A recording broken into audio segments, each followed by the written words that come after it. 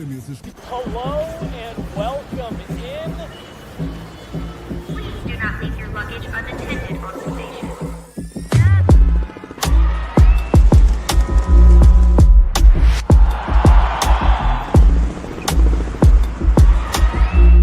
Welcome to the show.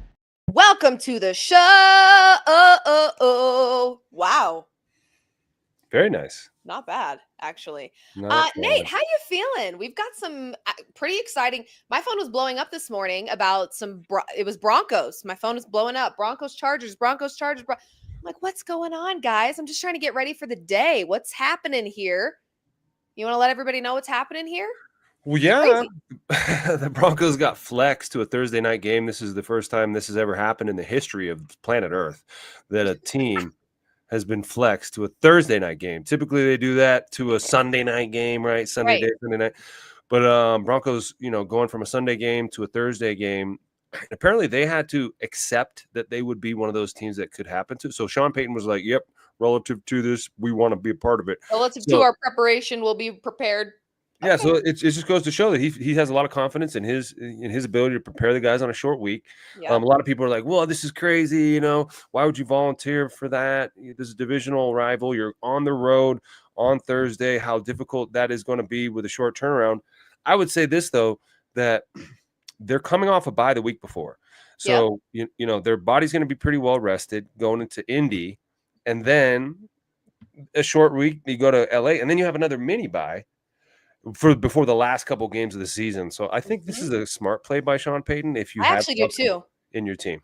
I was thinking about it this morning, and I was thinking about the fact that because of where their bye week falls, and obviously we talked very early in the season about how it is a late bye week, and that's not always a great thing. But now with this flex Thursday night game, it actually feels like the perfect combination of this like last stretch of games where the mental fatigue starts to set in. I mean, I actually just had dinner last night with Brandon Jones's wife. We went and got some Mexican food downtown, and we were chatting, and I was telling her about the Debo show, and in talking with Debo, just this feels like a very mentally tough part of the season where it's like you're starting to get tired, but you also have all this hype, energy, excitement, especially for the Broncos. And so it's like that battle of, getting rest and taking care of your body, but also not wanting to, check out too early. And I just think it's a mentally hard time of the year, this time of the season for these players. And I'm sure you can speak on that personally.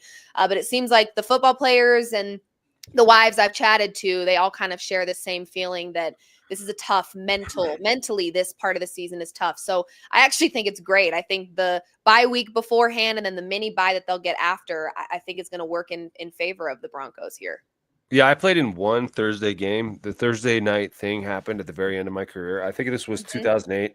And we played in Cleveland around this time, around like week 11, 10, 11 or something. And it was nice to get those extra couple days. And I needed him because I got knocked out by Willie McGinnis and messed up my neck. And I needed those extra days. I actually laid in bed Friday, Saturday, Sunday, didn't really move, came back to work Monday, got Tuesday off, and then got back to work Wednesday, and I was okay.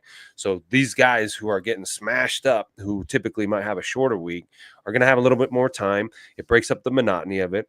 I didn't hate the short week because it's less meetings. It's less BS. It's less like sit, because sometimes the week drags on. You got to sit in 4 or 5 hours of meetings every day, and it's like the buildup can be a lot. You're anxious for it. Thursday, you don't have time, especially on the road. You play on Sunday, you come back for a couple of days, and then you leave on Wednesday. There's no farting around. No farting around relative to flatulence. So, and look, this is an opponent that they it's a tough one. Beat. Yeah, exactly. Yeah. I mean, you remember the Chargers came in here and whooped up on the Broncos. And the Chargers look great. I mean, just last week against the Bengals. The Bengals had that game for just about the entire game. And then Justin Herbert, I mean, they look awesome. So, yeah, it's going to be a great game, a great matchup, and a division rivalry matchup, if you will. Yeah. You know what's weird? Every time I put on a hat and I look at it myself, it's crooked. Does that mean my head is crooked and I have you might have a crooked head, asymmetrical head, or it's maybe weird, you have like a crooked forehead. You ever thought about that? Yeah. Maybe you got knocked around too many times on one side, and so it's like a little more flat or something. Yeah, I did.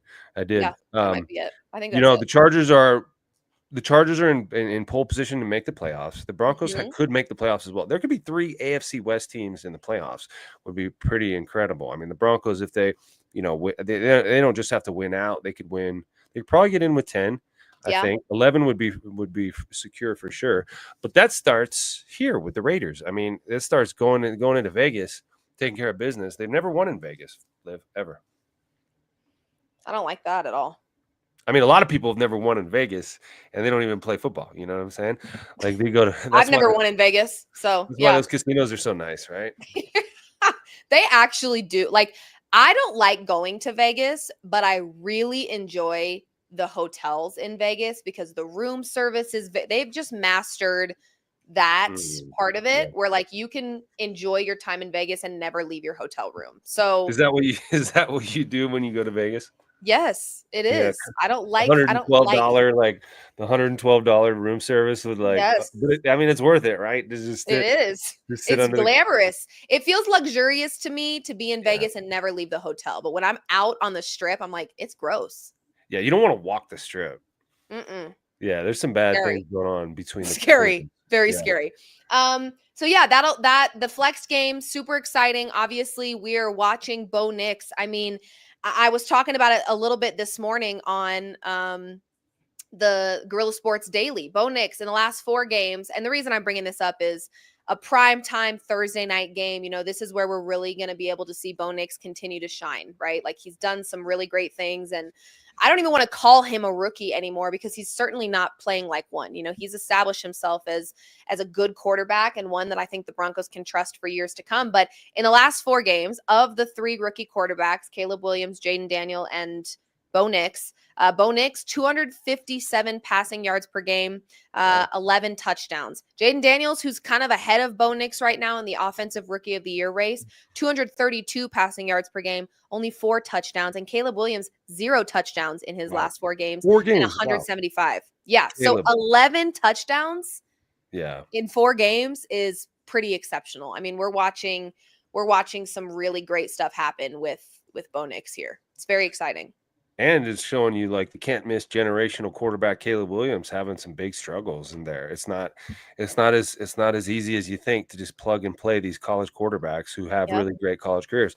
But yeah, I think it's Bo and Jaden kind of neck and neck for rookie of the year here, and these last 6 games are going to determine it. But here's the thing, like that can't be on Bo's mind at all. Like no. The thing about like, the hard part about staying focused is that you bury the last game by Wednesday, no matter what. You come in on Monday, you take a look at it, the good and the bad. Tuesday, you recharge the battery. Wednesday, you come back. It's on to the Raiders, right? But the rest of the sports media world is not on to the next game. They're talking about the last one with Bo. They're passing out awards. They're talking about the things he's already done, and he needs to remember, which he's great at, to keep his eyes ahead. Don't look back. I mean, there's nowhere in this game plan Wednesday on does it say the word Falcons on it. It's that game's over. And so I think Bo's very good at probably keeping that in perspective. The 61 starts in college. Father was a coach, and Sean Payton now a really good messenger, and Davis Webb, his quarterback coach. All these coaches are really, I think, coaching their asses off, and these guys are keeping things in perspective. It is a unique challenge responding after such a big win because it's rare to kick someone's ass in the NFL like that. Most games are close. So you prepare for close games, for these razor thin margins. And all of a sudden, and this is a first place team that came in, the Falcons, you're expecting a fight and then everything goes your way. Everything worked. All the play calls, the balls bounce your way.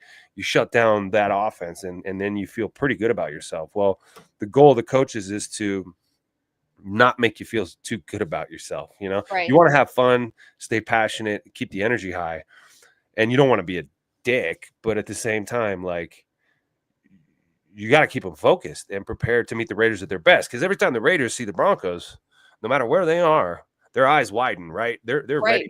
ready. They see this is like gang wars, and this is like your biggest rival gang, and so they're gonna have their best, even though they're in a pretty bad spot.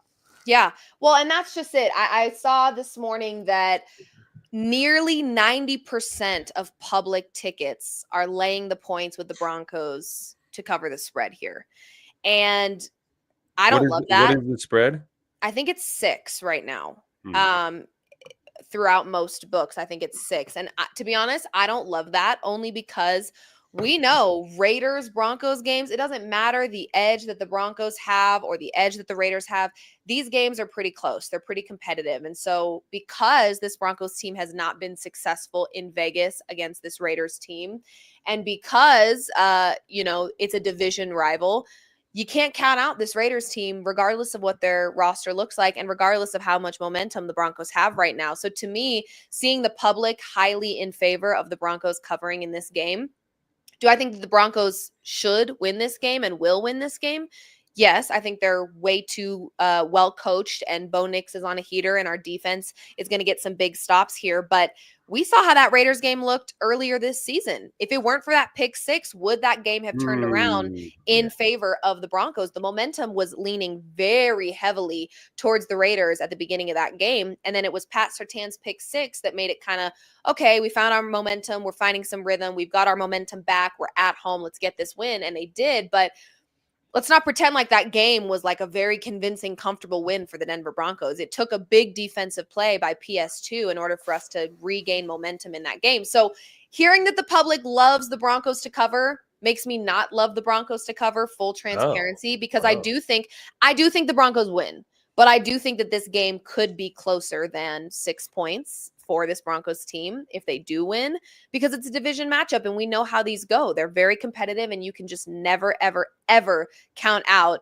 a division opponent ever. It doesn't matter how bad they are or how much they're struggling. It's one of those situations where when I see that 90% of the public tickets are leaning with the Broncos to cover, I hope that the Broncos aren't paying attention to any of the hype or excitement around this team right now, because they've got to stay locked in and focused against a team that has given them a pretty hard time over the last decade. Are there metrics that like tell you when all that money's going on one side, like how successful it usually is? Like, is the public usually right when they do that? Not always, but most of the time? it feels that way. It feels that way. And what you have to notice in the betting world too is just how the lines are moving. So in my brain, if the line opened at 6, which I believe that it did, or around 6, and over 90% of the public is hammering the Broncos to cover the spread, you would expect that line to get bigger. You would expect the Broncos to be favored by more, because the public is so convinced that 6 points is just not enough. The Broncos will easily cover this spread. Everybody thinks that. So you would expect the line to move. When the line doesn't move and the public is heavy on one side, it does make you go, what do they know that we don't? Yeah. That's weird. So it doesn't always equate to, the public loves this play, so fade the public and you'll make money. But a lot of the times, fading the public is not a bad idea. So, I mean, at the end of the day, those casinos in Vegas are nice for a reason. Yeah. I'm just saying. Yeah. Those rooms, the room service. Yeah. I'm just saying. They've mastered their product out there in Vegas because they're able to take people's money and run with it. And so when I see that 90% of the public believes that the Broncos 6 is not enough points and the Broncos will easily cover, it makes you go, things that make you go, Things that make you go, is this a trap game here? Might be. Trap. I do think that the Broncos are in a fantastic position to win this game. And if they don't, it's going to be a massive, massive letdown. And I don't want them to have to deal with that. I think that they tasted a little bit of blood after that Chiefs loss. I don't think that I think that this Broncos team is practicing and preparing with the impression of not losing again this season. And I think they have very winnable games ahead of them. I think their toughest 2, 3 are probably the Chargers, Bengals, Chiefs, but the Raiders, the Browns, the Colts, they've got some good. And if they can build in those 3 games that I feel like are very winnable for them, if they can build their momentum up, I think they'll be very, very prepared for their last 3 tough opponents that they have to face. So I think they're in a good spot this weekend. Absolutely. But, it does feel a little bit like they really can't let their guard down against this Raiders team, like even for a second, or it might be a problem. Yeah. The Vegas Sharks know what Jeremy Perea said there. If you could throw that up, Jay, if you're looking at that last comment, or I'll just read it out. There we go. The Broncos haven't beat the Raiders on the road, Oakland or Vegas, since 2015. And the Raiders have been very bad during Yeah, they stretches haven't been like stretches of that. great. Yeah. And so the Raiders love to play the spoiler when it comes to the Broncos, and they've done so here at home in Denver as well.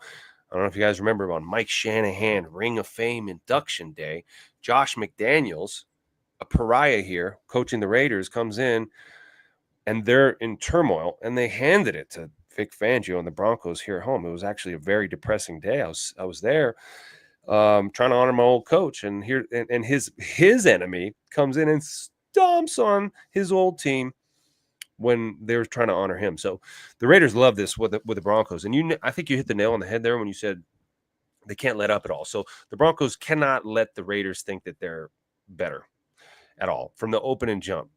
Energetically, you gotta pounce on them. You know, the Raiders are in turmoil. They are in a weird psychological place. Their coach is going to be gone. He's lost the locker room. They've lost some good players. You know, they're not playing well. They're one of the worst teams in the NFL right now. Turnover differential is the absolute worst. It's like minus 16. They're getting so many points scored upon them. Their offense, they don't have a quarterback. Their offense is in turmoil. The one bright spot they got, and you mentioned the game against the Broncos here earlier, Brock Bowers had that, like 60, 70-yard touchdown, right? So he's the guy actually that you got to stop. I mean, Jacoby Myers is a good receiver as well, but the running game is atrocious right now, and bad quarterback play. I know Gardner Minshew, journeyman, been around the league, sweet mustache, village people, YMCA. Every day's Halloween for Gardner Minshew.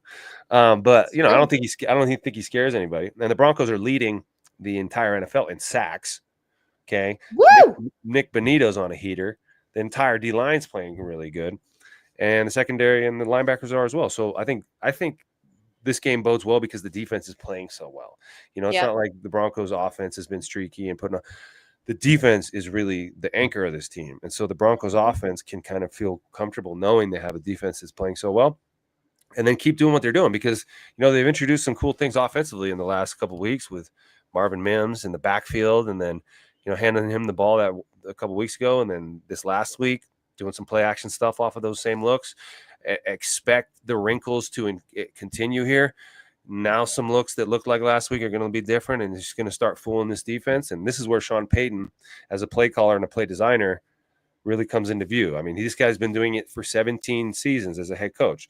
That's why I feel pretty good about them going into this trap game scenario, because he's coached a million trap games. There's no scenario that you're going to encounter that he hasn't seen before. Right. A blowout win, a blowout loss, a really close win, a close loss, a heartbreaker, last second. He's done all that.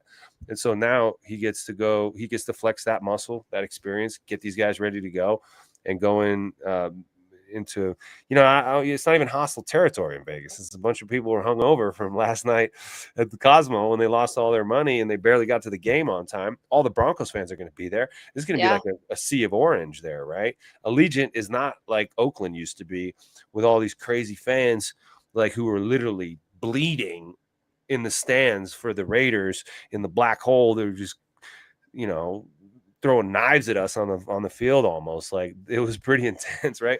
That doesn't exist in Vegas. Yeah, they don't have that home field advantage in Vegas. It's a destination, right? So, and there's really expensive tickets, whereas back in the day it was more blue collar within Oakland, like, really like just like the people of the city used to go to those games. It ain't that way in Vegas. Like, sure, there's some, but now it's like, oh, we have a conference there this week. Let's go to the Broncos game while we're there. Yeah, you got $450 for a ticket? Like, no, I don't. And so not unless I do well in the casinos. Exactly. And then they don't do well, and then they're super sad, and like they have to sell their tickets to get back home last minute. But I just think that, the Broncos and the Raiders are in two different places as organizations right now. Broncos ascending, have their new coach, have their new quarterback, have the new owner. The Raiders, a coach who's probably on his way out, a quarterback who's probably on his way out, the owner who's been there forever and does questionable shit. I mean, it's just totally different teams. So that's why the Broncos need to jump on them early and show that difference. Yep. We are not like you guys. We are not playing this game. We're going to score from the jump, lean on you guys, and make it ugly right from the start, and pull away and not give you guys any hope. Yep, absolutely. I think we've talked a little bit together about just how much better this offense looks and how much more successful this offense is when Bo Nix is spreading the love around and he's utilizing more guys, and we saw that against the Falcons. I mean, we saw Marvin Mims in the end zone. We saw Franklin in the end zone. Javonte Williams breaking tackles ends up in the end zone despite Sean Payton, wanting to use Audric Estime more. We're seeing Bo Nix get more comfortable kind of using everybody, which I think is going to make this offense a lot more successful in the long run. So who do you foresee this weekend Bo Nix connecting with? Do you have any anytime touchdown scores that you like, or any hot takes on who you think is going to be dominating against this Raiders team? Well, you mentioned Audric Estime. I thought, like, since that from the Kansas City Chiefs game, he was going to be the guy going forward. Clearly not the case. Sean Payton likes to surprise us, He likes to make us think we know what's about to happen and then be like, nope, relative Do you to. want to know what I did? I'm Well, being dead ass serious. The only reason that I placed a bet on Javonte Williams was because Sean Payton went out of his way to say, we're going to use Audric Estime more. And I was like, he's a liar. He's a liar. I just know he is playing mind games right wow. now. So just to test it, I said, oh, he wants to use Estime more. Estime is going to be his guy. He's showing a lot of love that way. I placed a bet on Javonte. I haven't bet on Wow. Javonte Williams to score a touchdown since maybe week 1. Look at Like, you. I did that solely fading the words that came out of Sean Payton's mouth, because I do think, it's opposite day sometimes for Sean Payton, which is fine. That's his thing, and it worked. It was great. But that is literally the only reason I placed Williams as an anytime touchdown scorer, was just to he likes Estime. Let me just see if Williams can get in the end zone. And he did. And we used Williams that whole game. So Audric Estime, a couple carries, didn't even sniff the field, right? Correct. He likes to do the thing that you say he shouldn't, or he likes to attack the opponent's strength, or instead of attack their weakness, or this team has a weak run defense. Well, then we're going to pass on them. We're not going to run the ball because they're going to load it up trying to stop the run because they know they're weak there. So they're going to be coaching that up all week long, trying to get that better, and they're going to leave something open over here. Yep. And that's chess when a lot of people play checkers. It's a smart way to approach it. Absolutely. Yeah. I'm not knocking on it, but I definitely took advantage of his oppositeness. I was like, I'm going to try something different this week, and it worked out for me. So in that regard, let me answer your question about anytime touchdowns and who I see getting in. What do you predict? I think that he wants to get Devon Vele, going. I think that I wouldn't be surprised to see him with a touchdown.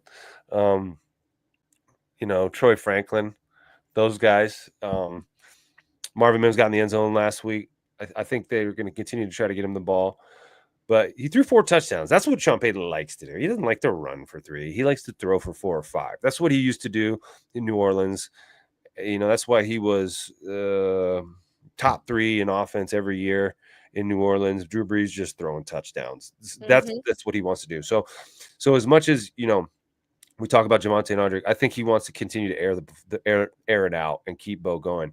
Now you do have to still run the football, and probably Javonte is going to be the guy, or maybe it's Audric now. I think whatever you think it's going to be, do the opposite. Literally. Or Michael Burton, the fullback's going to get 20 carries. Just whatever. But he'll have a good plan. And this is a bad defense, and so he's going to have a pretty good plan there. And you just wonder how Bo's going to bounce back from all these accolades and everybody, just swinging from his sack this week. Not the sack. Not that sack. Just his. Did you have to say swinging knapsack. From? Then his knapsack. Swinging from his knapsack. Yeah. Is that a saying? Depends where you're from. I was going to say, I haven't heard that in Highlands Ranch. I've never heard swinging from your knapsack. Swinging from your sack? That's an interesting Highlands Ranch. You mentioned swinging in Highlands Ranch. Highlands Ranch is the swingers capital. Huge swingers. Country. Yeah, and you know what? Apparently if people have big white rocks in front of their house, stop. It represents a swinger status. That's what I've heard. I grew up when I lived with my parents. I grew up in the Highlands Ranch area, and that's what I heard. Oh wow! So if you have rocks in front of your house, Nate, throw them out.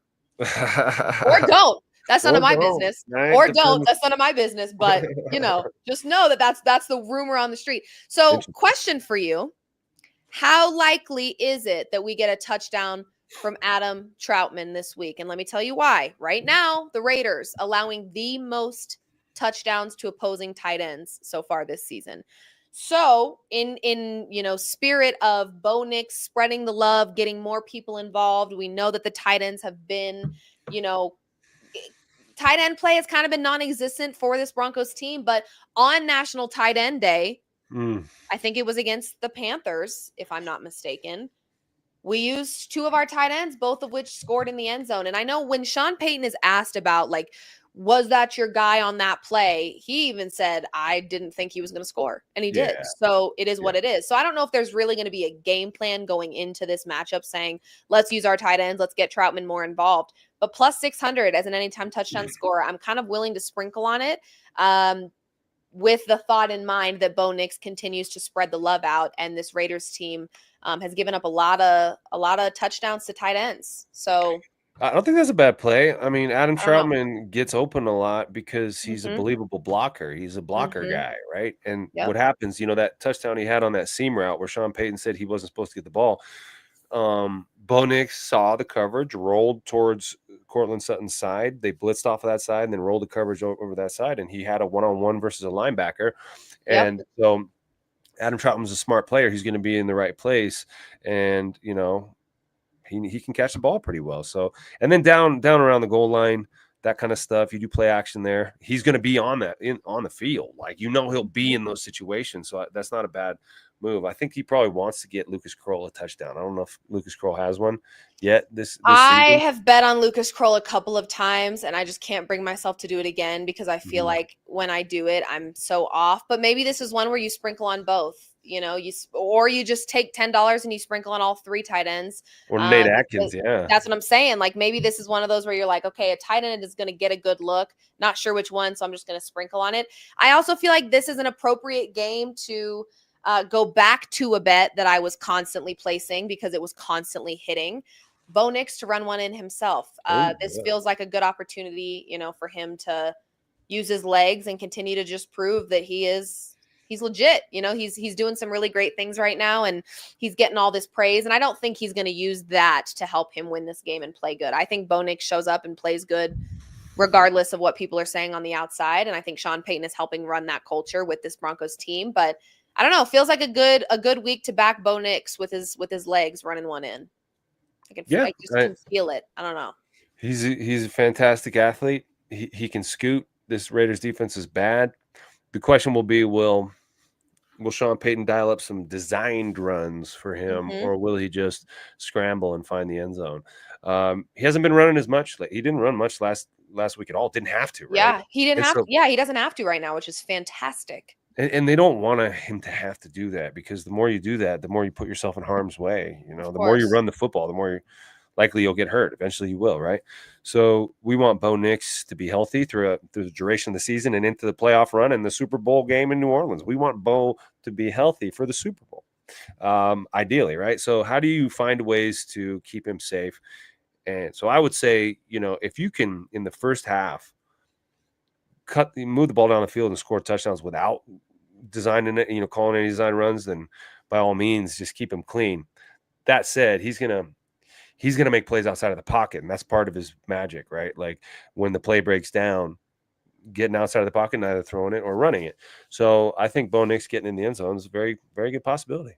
Woo! Yeah. I'm feeling good about it and feeling excited about, again, this Broncos team. There's just a lot of excitement right now. And I think the players are even feeling it. Of course, I bothered Brandon Jones's wife at dinner, and I was like, how's he feeling? Is he as excited as we all are? And she's like, yeah. I mean, I think this team truly believes that they can be serious Super Bowl contenders. Maybe not this season, but in the years to come, just based alone on how well coached they are, that the culture that they're building. Bo Nix, has established himself as a quarterback that they can trust. And I think he has a lot of really great leadership from what I understand. And you can see that. I mean, you can see that when he talks after games about the losses and the wins and the way he speaks about his teammates. It's very non-Aaron Rodgers, and I think that's going to bode very well for him in his career. Sorry, where are the Jets at? Taking Ooh. L's? Yeah. Do we find that to be a coincidence that the quarterback that can't accept responsibility and take ownership and loves to blame everybody else and get people fired and get people and don't even get in the comments saying he didn't fire them, please. Yeah. Please. Devontae Adams was probably at Aaron Rodgers' house before the news even broke that he was going to the Jets. Okay. Oh, yeah. So we know Aaron Rodgers has quite a bit of control over there. That's nothing new. So I do think the leadership that your quarterback brings can make or break your team. It absolutely can. There's conversations right now happening about will Rodgers even be back with the Jets next season? No, he better not. I mean, he should retire, don't you think? I mean, He should have hung it up 2 years ago. Yeah. When he was flirting with the idea in Green Bay, just because he wanted people to like mourn his loss and be sad. It's like, dude, if you're retiring, retire. If you're not, keep playing. Cool. Don't care.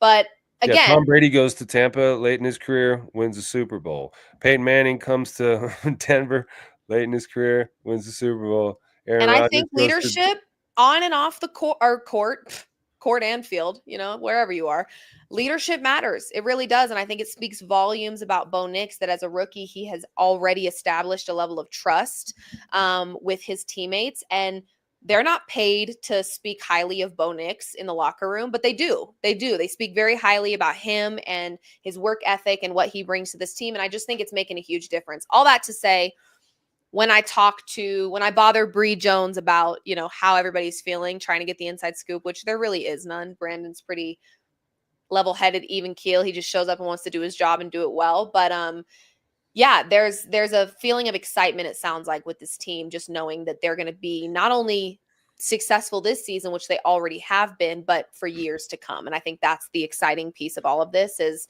we're watching Bo Nix at the very beginning of his career do really exciting things, which means there's going to be some years, I think, of exciting football coming out of Denver, and we haven't had that for a long time. So it's looking optimistic moving forward, which is great.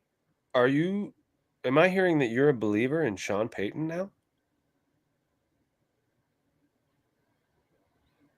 Yes. You are. Can you Yes, talk I about am. that? Like, what has changed, and what are you feeling about old? Relative to full transparency relative to the first year with Sean Payton. Really, I've said this before, but I genuinely think I know this about myself. I'm a bit of a grudge holder. Okay. Mm. And I always say I'm not, but then I'm like, I'll like bring something up from like 15 years ago and people are like, okay, let it go. Like that's literally textbook grudge holding right there. So knock it off. So I like to pretend I'm not a grudge holder, but I am. And my mother also is. So that's where I get it from. It's not your fault then. It's not my fault. I was born this way. Sorry. Can't help it. But I really just did not like the way in which we went about all the Russell Wilson stuff in terms of getting rid of him. And I just felt like Sean Payton let me put it this way. As a head coach, I'm really liking Sean Payton. I don't think if you put me in a room with Sean Payton and said, you guys should be friends, I don't think we would be. I don't think we would be only because he would charm, he'd be charming, he'd be nice, he'd be sweet. I think it's like the competitive stuff that makes him a super, a-hole. And I can respect that because I think that's what makes him a great head coach, right? Like when you're not seeing success, something's got to change. I just felt like he was maybe a little too hard on Russell Wilson and he didn't do a great job of defense. Listen, whether you want Wilson there or not, I think for the season that you have him, you need to protect him. And I don't feel like Sean Payton did that. I think Sean Payton kind of threw him to the wolves and was like, you're not my quarterback. I didn't pick you. I was just kind of stuck with you. And I just didn't love that. So I feel like I had a bad taste in my mouth about Sean Payton and just the way that was handled. Because now we're watching Russell Wilson, despite a loss last night, he's cooking. He's cooking under Mike Tomlin because he's got a coach that believes in him. So I just didn't love that. And I think I kind of held on to that for a little too long and was not able to truly see Sean Payton as the coach. He just seemed like the old meanie head, grumpy grandpa. And I was just like, yeah. I don't like that. But yes, I have to tuck my tail and just admit that like I wasn't patient enough with Sean Payton. I was getting after him a little too quickly, not realizing that, I don't think he was going to be the coach that we paid for and knew he could be until he got a quarterback that he could delegate and really work with. And he found that in Bo Nix, and now we're seeing it translate in a very positive way. So was I wrong? No. Did I jump to conclusions and was I a little hasty? Sure. Yeah, I guess That's all. when it's not going to work out, Yeah. and so Yeah. why continue to be so sweet to the person that you're going to break up with, because then I'll make the breakup harder. Right. You Why know? BS? Why BS Russell Wilson if you know that that's not your guy? I get it. Yeah. He made it very clear. This is not going to work, you and I. And I think Russell's in a better place now, and I think absolutely. Absolutely. Russell did learn a good lesson. He's not, absent of some blame here. He came to the Broncos the year before Sean Payton was here and really took advantage of an inexperienced coach and Totally. did some He's things not that innocent in this. Yeah. that people don't do. Like taking the office, having your staff wearing Russell Wilson gear at the facility, doing all the promotional stuff, the photo shoots. Like his first day on the job, he showed up in a monster truck and a Russell Wilson jersey and had a photographer taking pictures of him getting out of the car at the facility, walking into like, how are you one of the guys here? You're not. Right. You're And not acting like can you a imagine member of the team. Can you imagine Bo Nix showing up in a monster truck in a Bo Nix jersey, like in sunglasses on and Beats headphones and just like din. Might be nice. Yeah. I mean, No, a little no. weird. It's a little weird. And so I think he learned that maybe that was not the way to go. Sean Payton Right. came in and obviously put his foot down there, but I think the die was cast on what this experiment was like, and he was able to get a new contract without playing a snap here and didn't play to coach's liking. There's different ways to go about playing the position and playing the sport. Mike Tomlin has a different philosophy on how you're going to win than Sean Payton does. Mike Tomlin just wants to grind it out. He's happy with 15, 14 wins. I don't think Sean Payton is. He steps to the podium after a 15, 14 win. He's pissed because he only scored 15 and his defense gets the credit. So there just wasn't a match made in heaven. Russell's happy now. We got our guy. Yeah, everything's great. Everybody wins. So yeah, long story short, I just need to let go of the grudge because everything happens for a reason. And does everything happen for a reason, though, do you think? Yes, but sometimes the reasons don't make sense. But yeah, someday they will. Looking back, it'll all make sense. I think if you're the type of person that learns from everything that like happens, good or bad, then yes, for sure. But I don't know. Sometimes I question like, what did that need to happen? Probably not. Yeah. That didn't feel necessary. It actually just felt rude. But well, what do I know? Russ probably felt the same after his encounter with Sean. Probably. But he's got those guys in Pittsburgh playing well. They're 8-3, and the Broncos are 6-5. Could be on a collision course with the Pittsburgh Steelers in the playoffs, which would be fantastic. An opening round playoff match. That'd be crazy. In Pittsburgh. Yeah, that could be high drama. And everybody would be jazzed for that. So, hey, 6 more games. Take one at a time. It's the Raiders right now. You got to find a way to beat those dudes in Vegas, and it's never been done. So stay focused on the prize. While it's fresh on my mind, it's worth giving a little bit of a shout to former Bronco Jerry Jeudy, who had quite an impressive Thursday night football against the Steelers. And we will actually face the Browns here in a couple short weeks for a Monday Night Football matchup. So, of course, yes, one game at a time. We've got the Raiders first, but here pretty soon we'll have a Monday Night Football game, and Jerry Jeudy will be back in Denver. Wow. Yeah. Kind of crazy. He's gonna be ready to go, but PS2 is gonna shut his ass down. I know, that's why I'm actually really excited for that matchup solely because I don't know how things ended with Jerry Jeudy, but I know that Jerry Jeudy, I think in so many ways had brought an energy about him that could have been off-putting to some people.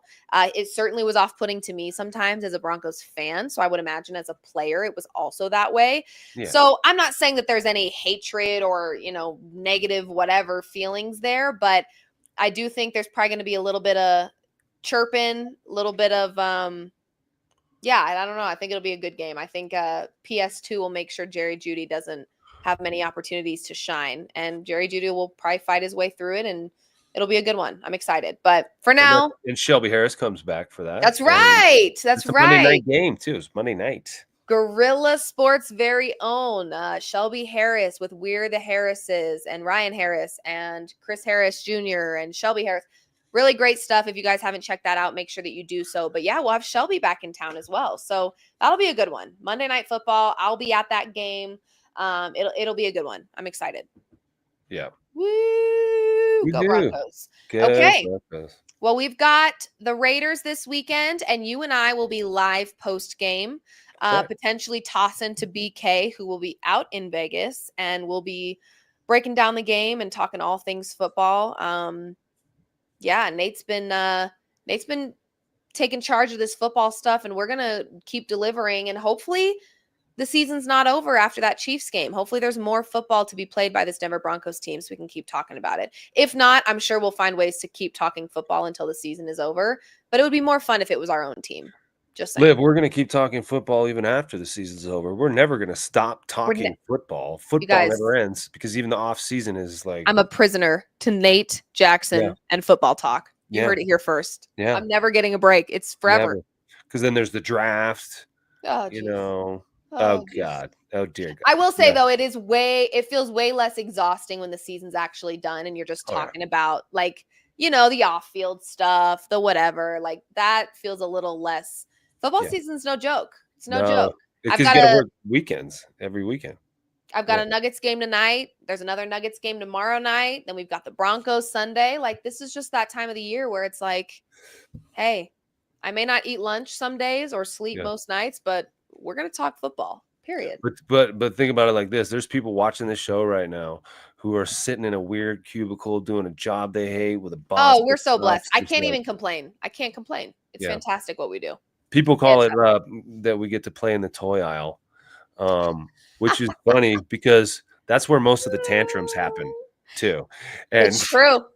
You know what I'm saying? Like, there's a lot of drama in the toy section. Most of the drama happens in the toy section. So that's actually so true. That's fantastic. Okay, well, yeah, we'll be I will be giving you guys all things Nuggets. I know this is a football show, but I'll be giving you guys all things Nuggets tonight from Ball Arena. We've got more Nuggets Saturday, and then we've got all things Broncos. Sundays belong to football, all right? So we're going to be taking over all things football on Sunday. And Nate, have a wonderful Friday and a wonderful weekend, and I will see you on Sunday. Sounds good, Liv. Bye. Bye.